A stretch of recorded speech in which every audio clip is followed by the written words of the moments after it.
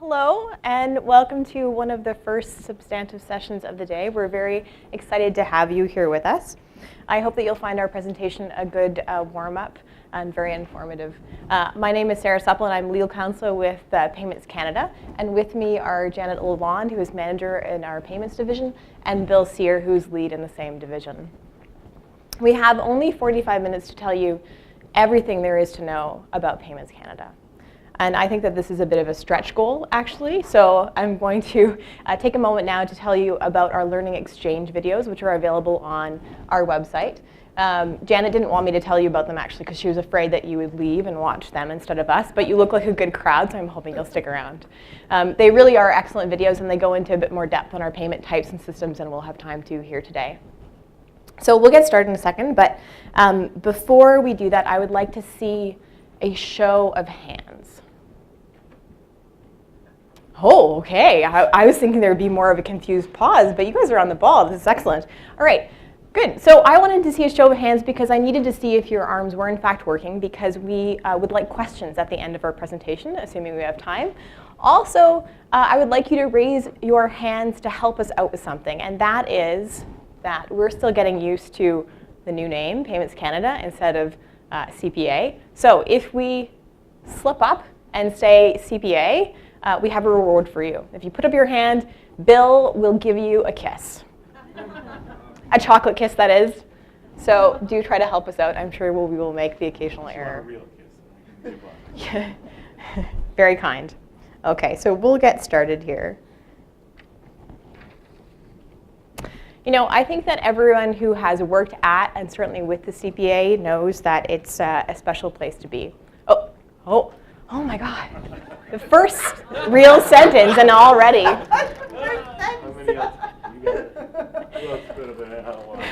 I was like, questions already? Thank you very much. We are, as you can see, dynamic, collegial, and full of people who are passionate about payments. But just to step back for a second, every day you and I and businesses and governments use a variety of payment methods to make purchases, to withdraw money, to pay bills, and to transfer funds. And we expect, as we should, that these payments will occur and will occur smoothly. And the work of Payments Canada is one of the reasons that we get what we expect. And why is this? Because many payments and payment types are exchanged, cleared, and settled via the Payments Canada systems and are subject to our rules. We have a unique role, as Jerry and Eileen pointed out earlier, in the payments ecosystem. We are a statutory public purpose corporation, and we've been around for about 36 years. We are not a crown agent, and we're not government, although many people, when I meet them, think that we are.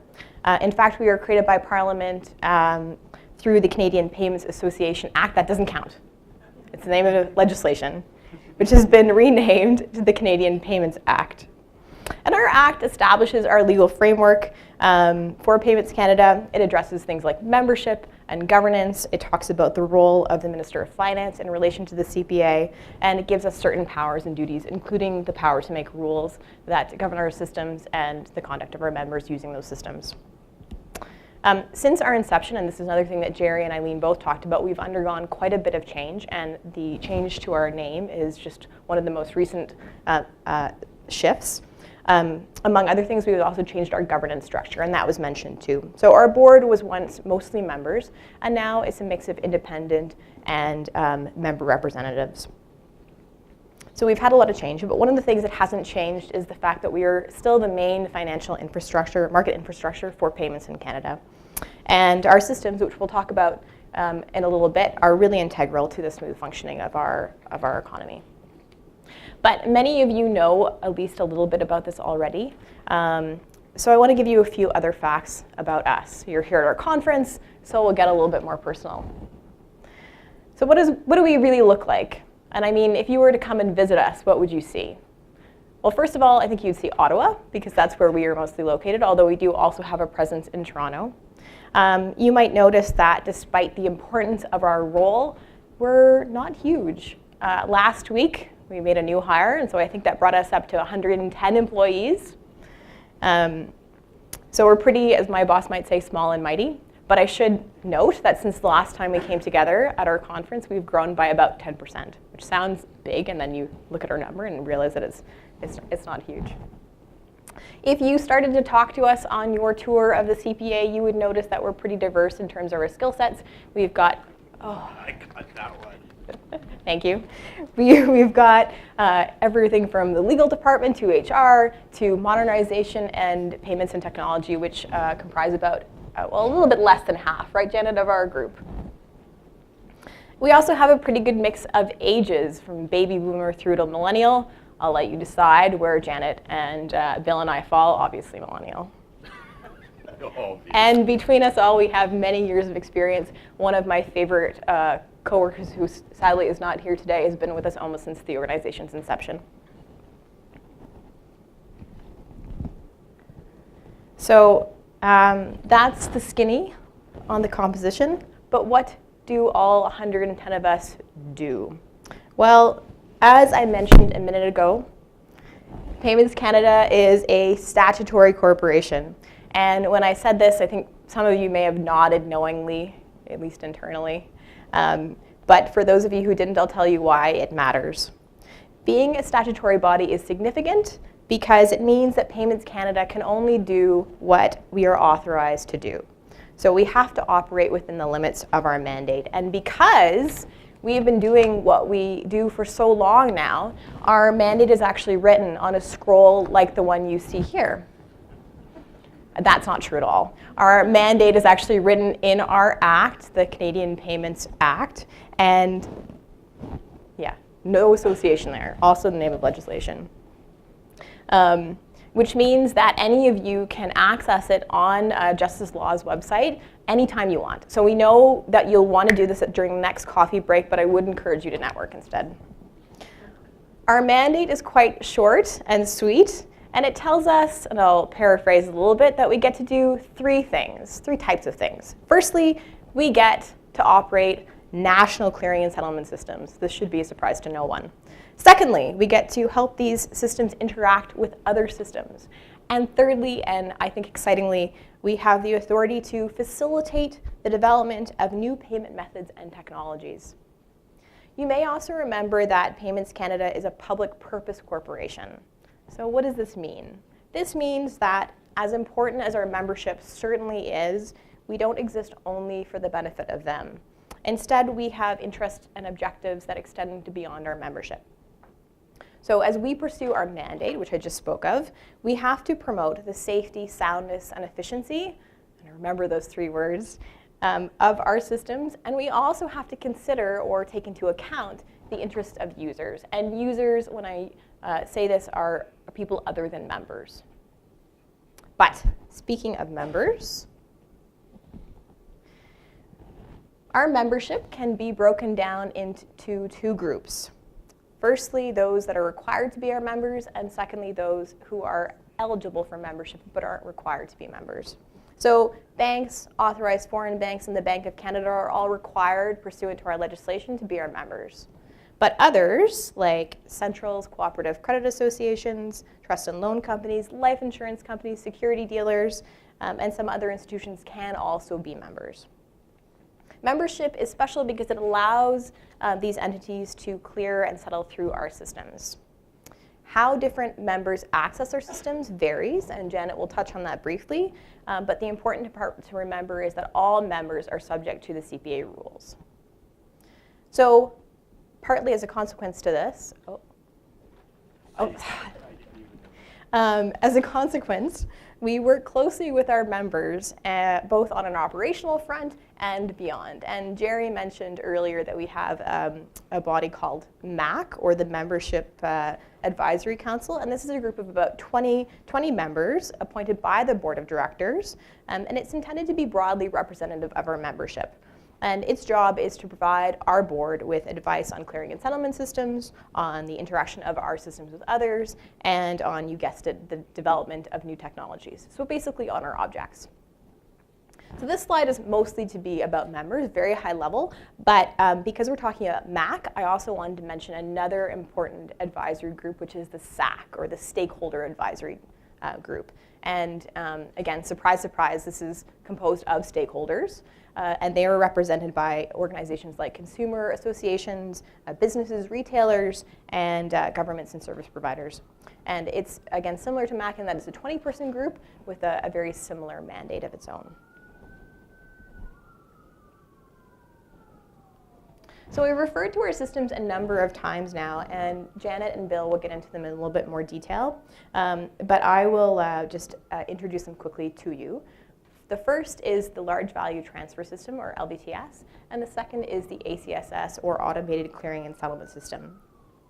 The LVTS is our wire payments or wholesale system, so think large value payments for the most part. The ACSS is our retail system, and this is the system through the majority of our payments. Clear and settle through, although it can't beat the LVTS for value. We also have another system called the United States Bulk Exchange, or the USBE, and this is sometimes referred to as a sister system to the ACSS. Janet will talk to you a little bit more about the USBE. I should note before we move on that although a lot of payments and payment types use our systems, not all payments do.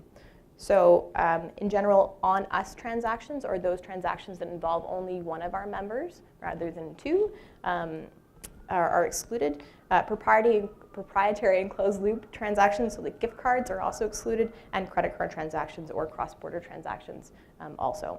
But that doesn't mean that they have they do not touch our systems at all. In fact, there may still be the link to the CPA, Payments Canada, if the settlement for those payments occurs through the large value transfer system at the end of the day. So before I pass it off, to Bill, I have one last question for you. Actually, two last questions. The first question, maybe one or two of you might know, is who made our slides? Any guesses? Janet, she drew them all. So next, no pressure, what do the three icons on the far side of the slide represent? I mentioned them earlier. In operating the LVTS, ACSS, we have to promote these three things. Safety, soundness, and efficiency. Excellent. Perfect. So safety refers to ensuring that our systems are secure. They're not compromised by transactions. Soundness is a reference to our legal and regulatory framework, which is obviously my favorite. This has to be robust. And efficiency means providing speedy, accurate, and reliable clearing and settlement systems, hopefully at a reasonable cost. So without further ado, I will hand it over to Bill. Thank you, Sarah. So I'm going to talk about the LVTS. Sarah mentioned that it's the large value transfer system. How many of you have heard of the LVTS? How many of you could describe the LVTS to a family member who doesn't work in the banking industry? Great. You're not going to be able to do it by the time I'm done, you still won't be able to describe it, but I am going to try to condense it into a 10-minute spiel on what the LVTS is. It is, as Sarah alluded to, our wire transfer system. It facilitates the transfer of Canadian dollar funds that are irrevocable and final as soon as they're approved across the Canadian banking industry. Once a payment is approved, it cannot be reversed. You don't have NSFs on wire payments. You don't have fraudulently endorsed wire items, and you can't put a stop payment on a wire payment. To give you some stats on how important the LVTS is, last year in 2015, we did 8.1 million transactions, which averages about to 32,000 a day, which in the payment system isn't huge, but I think the next number is more telling. We did $43 trillion last year through our systems. It averages about to 170 billion a day. Pretty significant. When you think of the large value transfer system, you probably assume that it's for large value transfers. Not the case, actually. There is no minimum amount you can send a 1 penny large value transfer system. And in fact, 40% of our transactions are under $10,000. Those were 2015 stats. So yes, it does facilitate million and hundreds of millions of dollars payments, but they also do some small ones. Because of these facts, sort of the Bank of Canada has designated the LVTS as systemically important. They provide oversight to this system. We provide independent audits to the Bank of Canada. They make sure that we're operating the system within the guidelines, and any changes to the rules and or systems, they vet those to make sure that everything is on the up and up. The LVTS is collateralized, so every morning the banks pledge collateral to the Bank of Canada. In the unlikely event that one of those banks goes bankrupt during the cycle, settlement is guaranteed, and this settlement happens at the end of every business day, and that collateral is held until the end of the business day to make sure settlement completes. There are 17 participants in the LVTS, including the Bank of Canada. Any other banks in Canada that want to send a wire payment will work through one of those 17 participants. So this slide depicts a very, very simplistic payment flow in the LVTS. It has, one of the participants sending to another participant. The outer edges of this can get much more complicated. There's a myriad of ways to start an LVTS payment. It could be through a bank's proprietary web interface for a corporate can initiate a payment. They could send a message directly to that bank. There could be other banks on either end of this chain that are acting as intermediaries. Could be a customer walking in off the street, going to a branch and asking to send a wire payment. Regardless of how it all starts, it ultimately kicks off really with that first institution. And that first institution will send a SWIFT message destined to the end institution. SWIFT is a worldwide network. The W in SWIFT is for worldwide. Used for financial telecommunications, the F and the T in SWIFT. So many banks use SWIFT. These are just standard messages for financial telecommunications. So that SWIFT message is generated if it meets a certain subset of criteria. So it's got to be to and from one of our Canadian participants. If it's a Canadian dollar wire transfer and is the right message type, SWIFT will pause that message, will copy a subset of the data from that message to the LVTS. All the LVTS sees is the two banks involved, these two banks, the amount, the date, and some reference numbers. So we don't see any of the beneficiary data. We don't see who initiated the payment. All we see is banks and date and amount. That will be processed against the LVTS's risk controls, and I could probably stand up here for an hour and talk to you about those risk controls, and I won't. But if anybody is really dying to know, I'm available all week, and I'll happily tell you about what goes on in the LVTS. So that payment is processed against those risk controls. It's either approved or disapproved. If it's approved, we send a message to SWIFT, then that full payment message is released all the way through to the other bank, and that message is now final and irrevocable. If it's disapproved, then we send a message to SWIFT. SWIFT will send a message back to the recipient or the initiator, and they'll have to either resend it or find some way. The positions in one of the risk controls are updated in real time in the LVTS. So as every payment is approved, we update the positions, and then the next payment comes in, gets assessed against those new positions. This whole bank-to-bank transaction happens in either seconds or milliseconds, so it is truly real time. Let's see, I hit all my notes. Okay, so what does a day in the life of LVTS look like? We open the system at 11 o'clock every night. Payments start flowing at 12:30 in the morning, that's midnight 30. These are Eastern times I'm talking with, because of course we live in Ottawa. And payments flow all the way to 6 p.m. every night. At 6 p.m. we stop allowing customer-initiated payments, and we have another 30-minute window where just the banks can transact amongst themselves, and they use this period to flatten their positions. So during the day, they're sending and receiving. Some are net senders, some are net receivers. The goal at the end of the day is to flatten your positions, and this is one of the ways the Bank of Canada implements their monetary policy. Again, I could spend hours talking about monetary policy, but I want to keep you guys awake. So that happens. So our business day is typically 12:30 in the morning to 6 with an extra 30 minutes at the end for that flattening position. There are a lot of other clearing and settlement systems that use the LVTS to finalize their payments, their positions. CLS is one of the key ones. This is the Continuous Link Settlement System. This is a group of central banks around the world. There are 18 or 19 currencies in here, and it's used for buying and selling foreign currencies. So the Canadian leg of any of those deals happens through the Bank of Canada. So our Canadian participants will either send or receive LVTS payments to the Bank of Canada on behalf of any of their Canadian positions with CLS Bank at the end of the day. This all happens in around 2 a.m. to 5 a.m. And at this moment in time, all of the banks in the world are operational. Asia's awake, Europe's awake, we're clearly awake now. So the settlement is happening in real time at CLS. So LVTS is a key piece to that.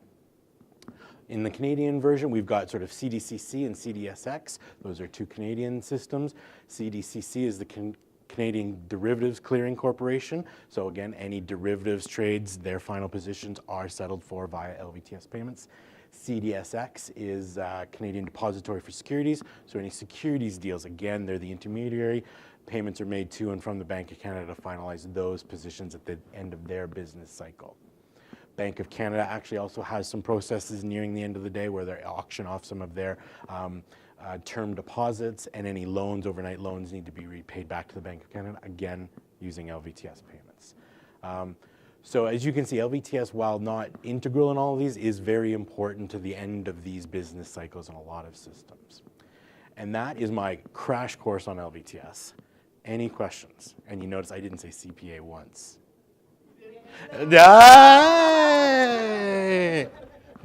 I had to give out some chocolate after that.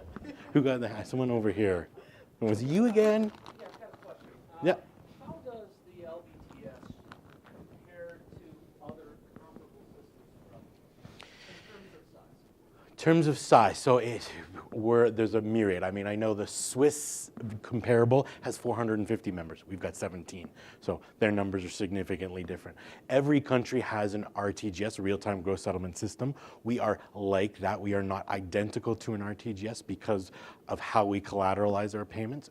That I didn't get into, but we are absolutely comparable to a an RTGS, and the finality is what makes us essentially equivalent to that. So I could go on. There are some smaller, there are some bigger, there are lots bigger, and Canadian economy is a little bit smaller. So if you think of the FedWire, they've got 6,000 members. They're way bigger than we are. I was also thinking in terms of dollar value processed. Yeah. So I imagine Canada might be in the top 10. yes, absolutely. Yes, we are. We might even be in the top, definitely top 10, maybe top 5. I haven't looked at the numbers lately, but it's big, but not. I mean, when you got, U.S. in there, and England has also got a really big system too. So. Hundreds of countries around Yeah. the globe, and this is in the top 10. Yeah. Yeah. How old is LVTS? Like, when was it built?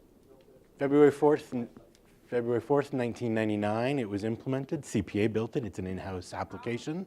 It was CPA then. It was CPA. Well, I still said CPA. Charlie just wants some chocolate. We built it in 1999, or we implemented it in 1999. We built it, so it's in-house code. It is. Depending on who you ask, some say it's in the mature stage of its life cycle. Some people say it's at the end of its life cycle. It still functions perfectly right now, does what we need.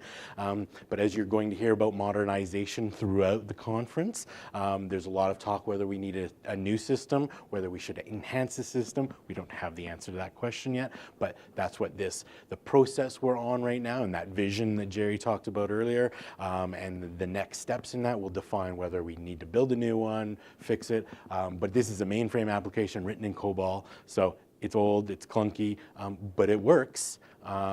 So trade-offs, do we want something new and fancy?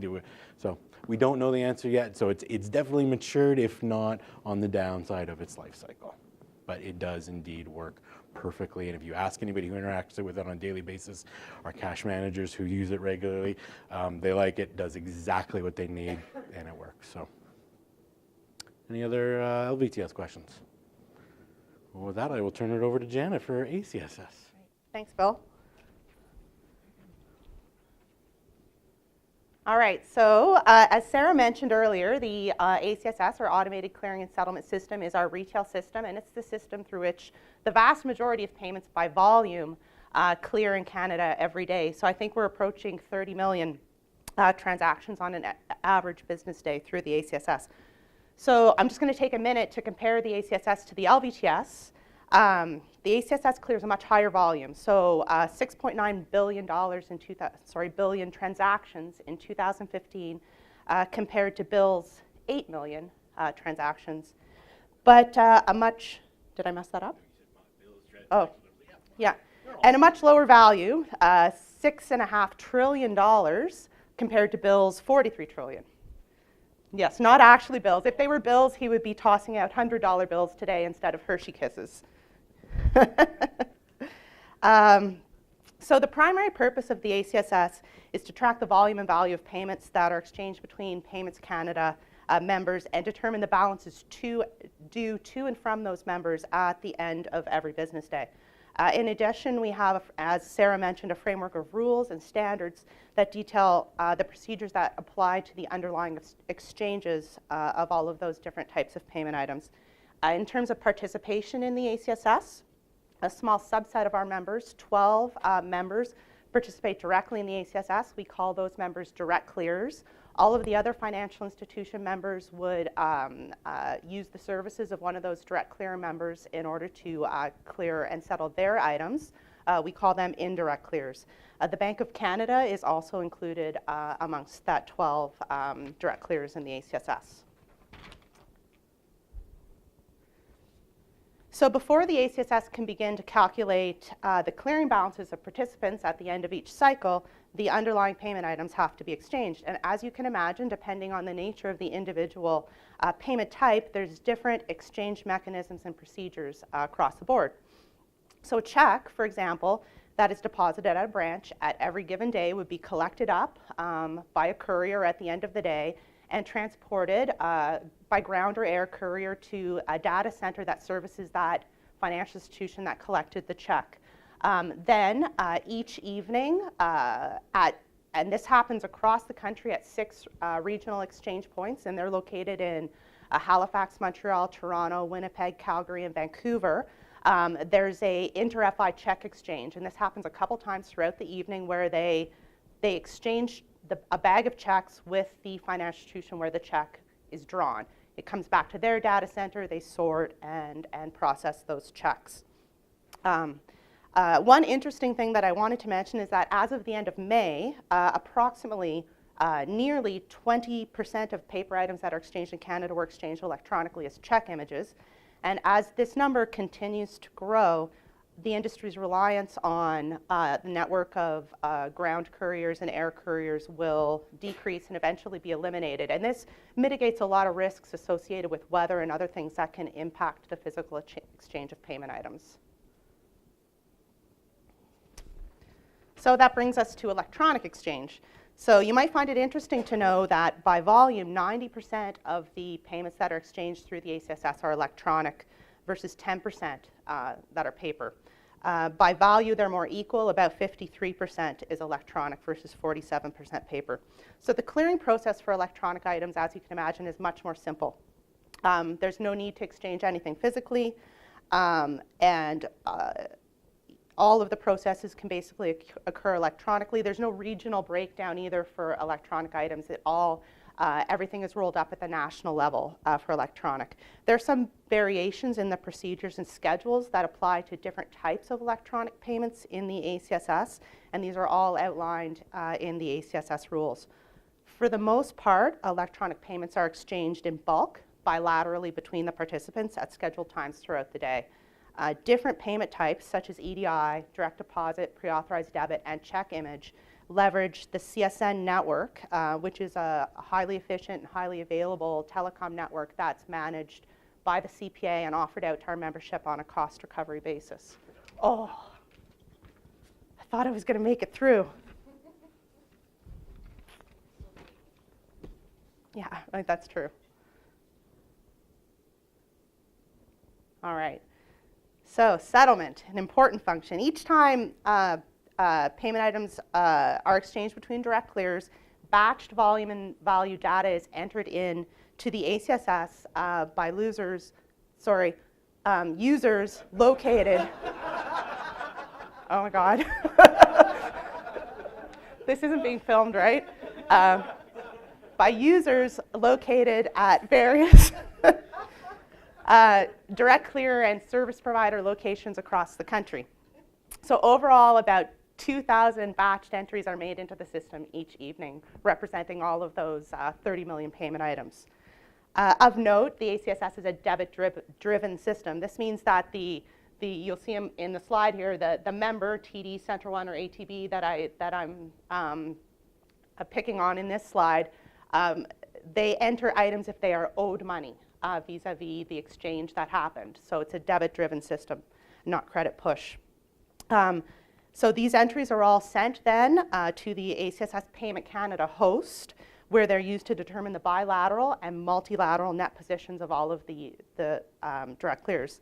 Then what happens is on the settlement date, which is usually the next day following the exchange date, between about 11 and 12 p.m., the Bank of Canada logs into their ACSS workstation and performs some inquiries on the final clearing balances of the members. So all of the direct clear members must maintain settlement accounts with the Bank of Canada. Those are the little piggy banks over there.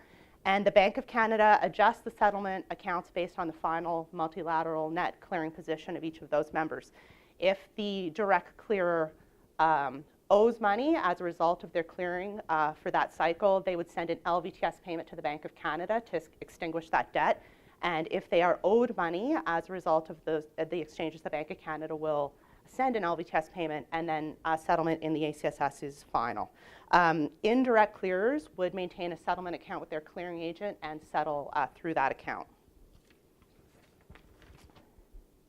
So now I'm going to talk about just briefly, about some of the individual underlying payment types that clear and settle through the ACSS. So AFT, or automated funds transfer transactions, are electronic direct credit or direct debit transactions that are used to move funds between accounts held at different financial institutions.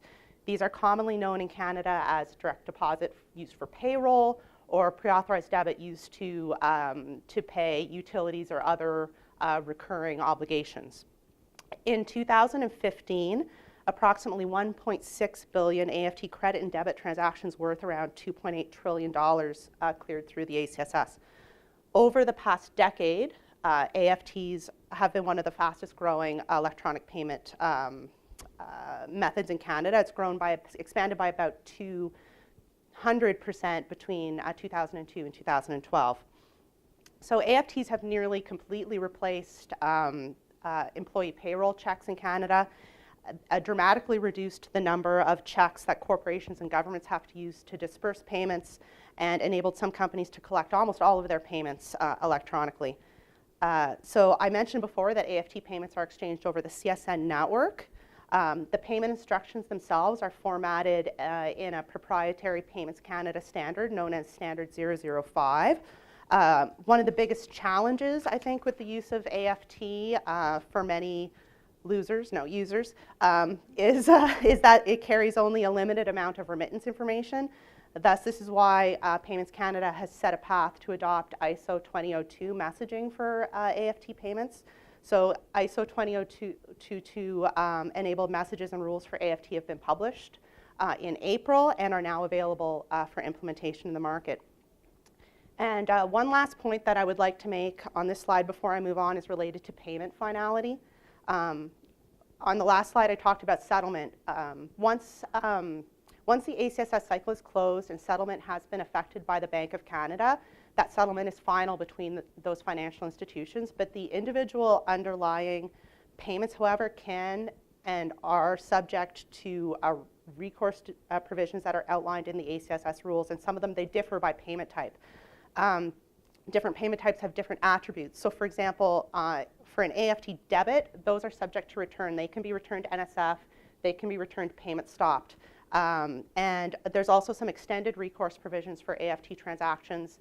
Consumers have up to 90 days to return a pre-authorized debit if it wasn't drawn in accordance with the agreement that must exist, or if the agreement didn't exist at all. And businesses have 10 days to return an unauthorized pad at all. And then for credits, AFT credits like payroll, there's a 3-day period where financial institutions can correct an AFT transaction that had a mistake in it. It was sent, it was misdirected, or there was something else wrong with it. So EDI, electronic data interchange, it's an electronic communication method that provides standards and a common language for the exchange of electronic business documents like invoices and shipping notices, purchase orders, things like that between two companies or organizations. And EDI allows for integration with back office accounting applications, and it seeks to minimize human intervention. EDI has existed in Canada for quite some time, over 20 years. In 2015, there were 2.9 million corporate-to-corporate transactions worth about $213 billion. So it's a small volume, small volume, but fairly significant in terms of the per transaction amount. I think that averages out to about $75,000 per transaction, because these are largely corporate-to-corporate type transactions. EDI is also targeted for ISO 20022 payment message adoption as part of our long-term strategy. In terms of payment finality, EDI payments are final and irrevocable once they have been acknowledged by the receiving institution. So they can't be returned. They're credit transactions, but they can't be pulled back. So some of the challenges, I'd say, with EDI in Canada are associated with a high degree of business process change and costs for corporates associated with the initial setup of EDI.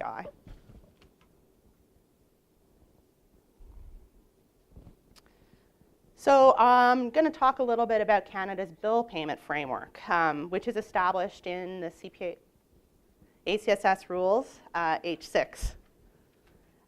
So corporations which act as billers issue invoices to their customers, which are used to initiate bill payment transactions. Bill payments can be made, as you all know, because we all make bill payments, using a variety of methods. They can be made in branch, they can be made at banking machines, online, through the mail. And depending on how the bill payment is initiated, also depending on the capabilities of the biller, that will dictate how that item is going to be exchanged and cleared, whether it's going to be exchanged and cleared as a paper item or as an electronic item. Where the bill payment clears electronically, EDI messages are used to convey the details and the remittance information between the financial institutions and also to the biller. EDI payments are routed using a corporate creditor identification number that is printed at the bottom of the paper remittance, and it's also tied to a biller's online banking profile so that each pay or FI that accepts bill payments from their customer knows how to route a bill payment to the biller's FI or lead FI. In terms of, I guess, some interesting facts or trends about bill payments, we continue to see a major shift away from paper remittances to electronic. In 2015, nearly 440 million electronic remittances were exchanged through the ACSS versus less than 5 million paper remittances. So that's a big split.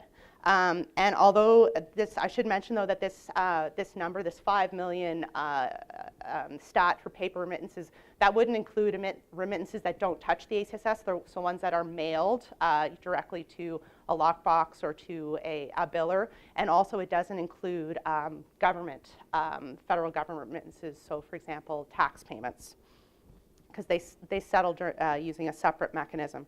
Another interesting tidbit on the bill payment front is that over the past 2 years, a number of ACSS direct clears have announced their intention to not or no longer accept paper bill payment remittances at their branches when electronic arrangements don't exist with the biller on the other end. So as a result of these efforts, we expect that the number of paper bill payment remittances being exchanged through the ACSS is probably going to dwindle to nothing over the next couple of years.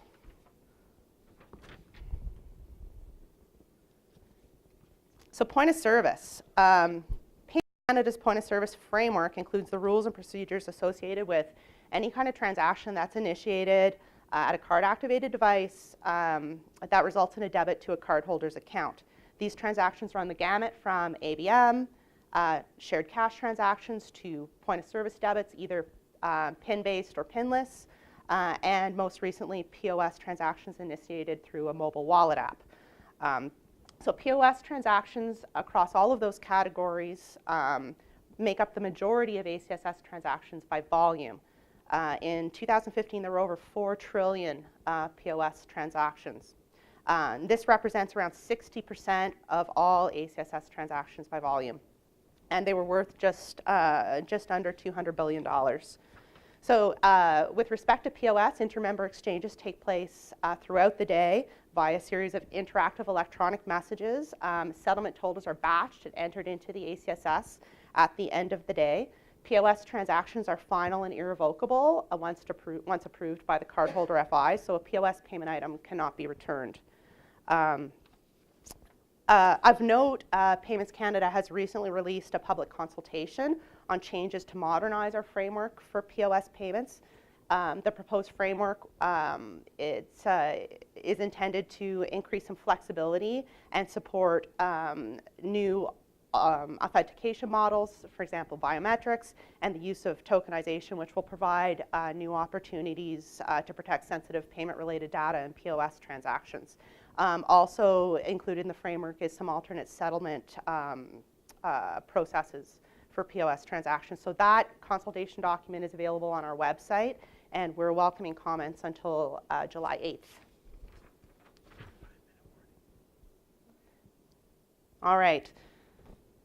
So check imaging. So Payments Canada, our members, are currently undergoing a transformation with respect to how paper payment items are cleared or exchanged in Canada. I alluded to this earlier. Supported by a Payment Canada framework and changes to our Bills of Exchange Act, over the past few years, financial institutions have begun to offer out remote deposit capture services to their customers. So this would be corporate back office, teller, bank teller, capture, ABM capture, and mobile remote deposit capture as well. Once images are captured, they're transmitted over internal networks to a central location where, in today's environment, they're either printed as a replacement document and exchanged as paper, or they're exchanged electronically. And that number of items that is exchanged electronically is growing. I mentioned before, we're at about 20%. So that we're seeing a huge growth in that. I should add a disclaimer on this slide that I don't believe, to the best of my knowledge, that Polaroid cameras capture images that would be compliant with Payments Canada rules and standards for image usability. All right, and so just wanted to throw in a slide to talk about, because we spent a lot of time telling you about LVTS and ACSS, some of which are our core clearing and settlement systems. But however, no self-respecting Payments Canada payments primer presenter could let you leave the room. Yeah, I say that 10 times fast. Could let you leave the room without talking about some of the other important things that Payments Canada does. So some of the other systems that we offer include a financial institution file, which is a directory of all of the branches of all of the financial institutions across the country, and that file is used by our members to help route electronic payments. I mentioned earlier the corporate creditor identification number database. That's a database that we maintain to help route bill payment remittances across billers in Canada. I mentioned the CCIN network, which is a very critical network used to facilitate the exchange of a lot of our electronic payments and support some functionality of the ACSS and LVTS as well. Sara mentioned the United States bulk exchange system, which operates a lot like the ACSS, except in US dollars. It clears paper and AFT in US dollars drawn on Canadian financial institutions. Primary distinction between the USBE and the ACSS is that at the end of the day, the USBE calculates bilateral positions that are settled using correspondent banks in New York, and Bank of Canada has no involvement in that settlement system. USBE is small compared to the ACSS, clearing less than 10 million items annually for a value of around $100 billion. So in addition to all of those systems, we do a lot of other stuff too. We have recovery procedures to ensure that our systems are quickly restored in the event that something goes wrong. We pursue technology improvements, and we do routine maintenance to make sure our IT, to ensure the integrity of our systems. We maintain the rules and standards. We oversee a network of advisory groups and committee that serve as a forum to discuss and assess the value and impact of new technologies on our systems. We conduct research on emerging technologies and policy issues, and we provide training and education services, and we have We maintain an inquiry service to assist members and the general public with interpreting our rules and standards. And of course, we host Canada's premier payments conference, Payments Panorama. So that's it. Sarah, you want to? Okay, so we have a pop quiz for you. You might need a pen and pencil, or pencil and some paper for this, because it's a tricky one. The question for you is, if a check drawn on an account in Ottawa is deposited in Calgary on Tuesday, and an AFT credit destined for the same account is initiated on Wednesday, how much fun will the account holder have at the final conference event in Banff? And the answer is, it doesn't matter, because everyone's going to have fun in Banff. And our light just turned red, so that is it for us. But if you have any questions, we welcome them. You can come up and talk to us after the presentation or any point during the conference. We'd love to speak with you. Thank you so much. Hugs and kisses left.